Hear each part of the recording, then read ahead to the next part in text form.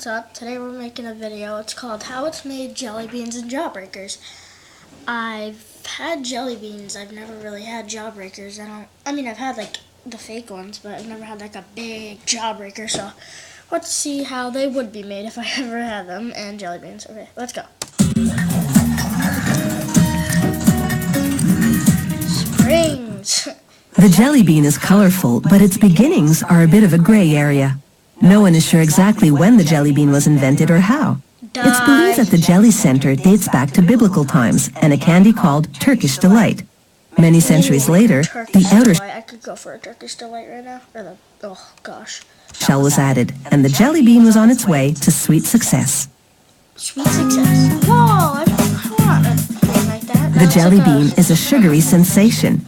Billions are sold at Easter alone.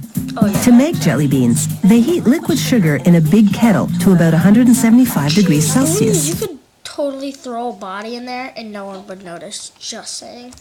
They add glucose, which is a more concentrated sugar, and then starch. Starch! Whoa! An agitating device mixes it all together. While elsewhere in the factory, starch spills out of a drum onto big trays. That's cool. And this is jelly beans and jawbreakers? A leveler moves back and forth to even out the starch on the trays. The trays then move forward, and a brush knocks off the excess starch. It will be recycled. Recycled. And just think, they have to do this 24/7, or at least I think they do. And imagine having to work there. Ugh. It'd smell like... Ugh. A molding board now presses down into the starch. It makes 756 jelly bean impressions in the starch in each tray. Oh, that's how they do it. The impressions in the starch will serve as molds for the jelly bean centers. That's awesome. But why are some of them different and some of them aren't? Explain to me that.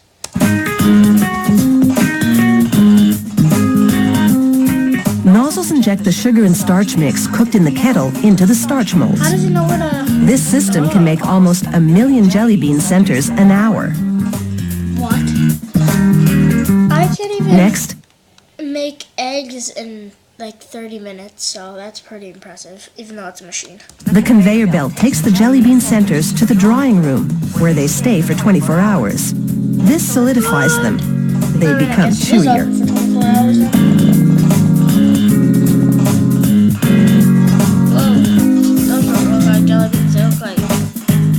Arms flip the trays of dried candy centers and starch and dump them into a big drum that will separate them.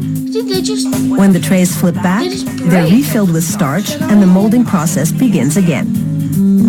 What? Are you kidding me? They just did that for no reason? Okay, Meanwhile, the dried jelly bean centers, now separated from the starch, tumble out of the drum onto a wire mesh conveyor system. That's still weird. Oh yeah. Those look like giant rice or something, or clear Orbeez. It transports them to a steam belt which dampens them. This readies them for the next step, sugar coating.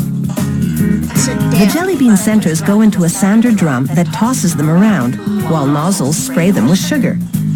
It's a giant washer. Get it? Oh.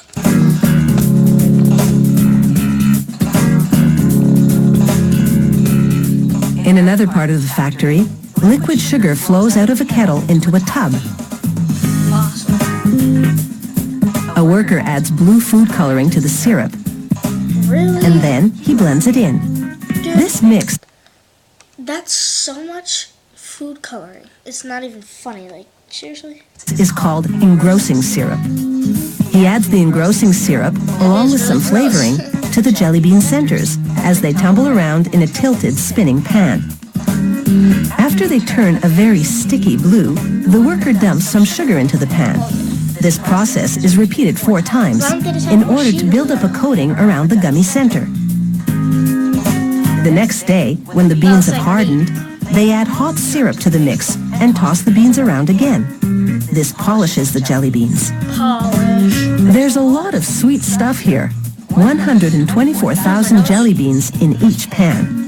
Whoa, takes like so long, like just for that. I mean, that's a lot, but still. Now he adds a little wax. Wax. And as the pan spins, the beans rub against each other, distributing the wax.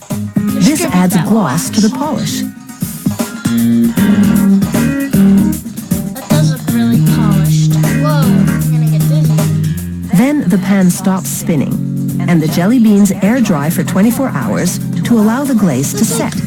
It's the finishing touch.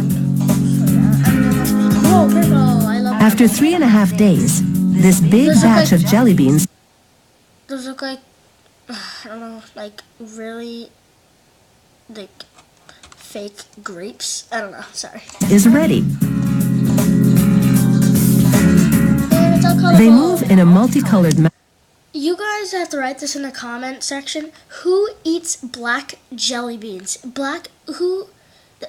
Who would eat black jelly beans? That's like eating, I don't know, like it's nasty. mass along a series of conveyors.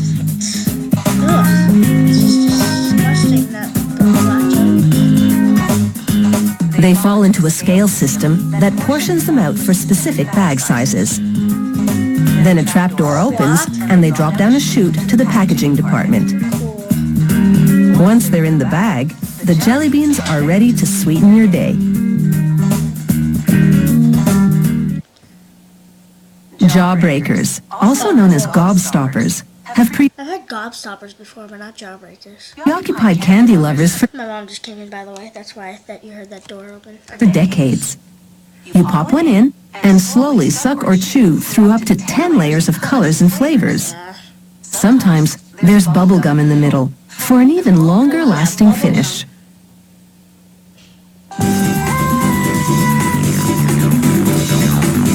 The larger ones are just for show. Most jawbreakers are Earth, the sun, wherever that could be. These, yeah. about the size of a golf ball.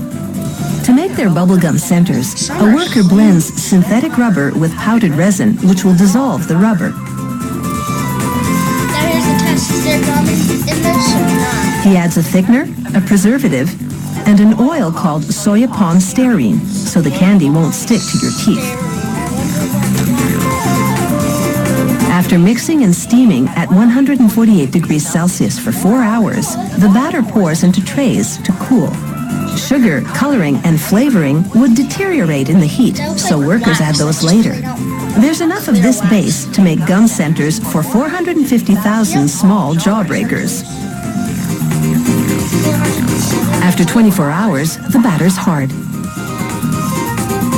Workers chop it up and blend it Is that an axe? They're using an axe to... Wow. with corn syrup to make it softer and sweeter. Corn syrup. That's my boy.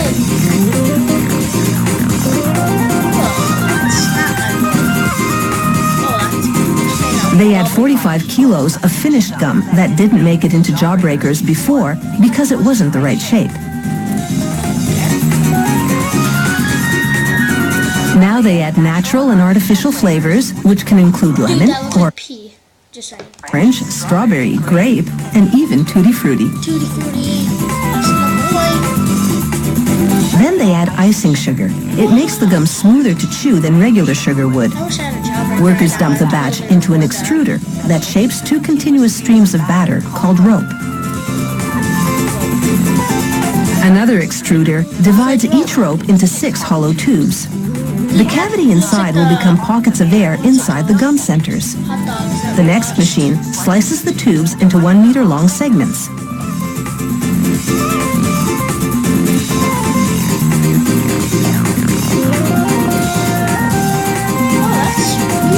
A mechanical arm pushes the segments into the channel of a forming machine. Steel rolls then slice through the tubes and shape them into You see balls. that? You see how satisfying that is? The balls range in diameter depending on the size of the jawbreakers being produced. Yeah. That's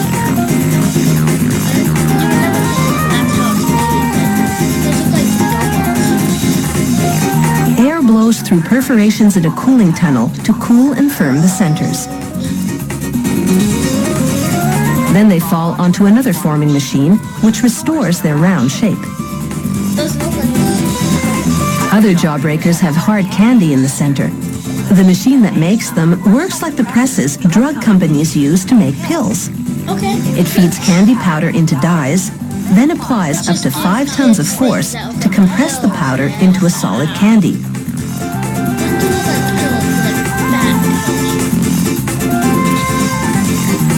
Now for the rest of the jawbreaker. First, they dump the candy centers into what's called a coating pan. They add a hot mixture of water, corn syrup, and food coloring.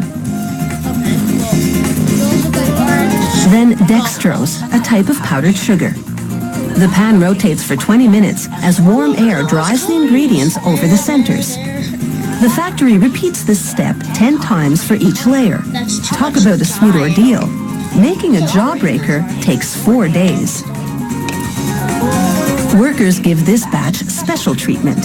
They speckle these jawbreakers with different colors, giving them what this company calls the psychedelic look. I have seen it. Is it like, you know the bouncy balls that you can get and they have like that, but this is edible. After letting the candies dry for 24 hours, a worker adds pinches of powdered carnauba wax. This gives the jawbreakers a shiny finish.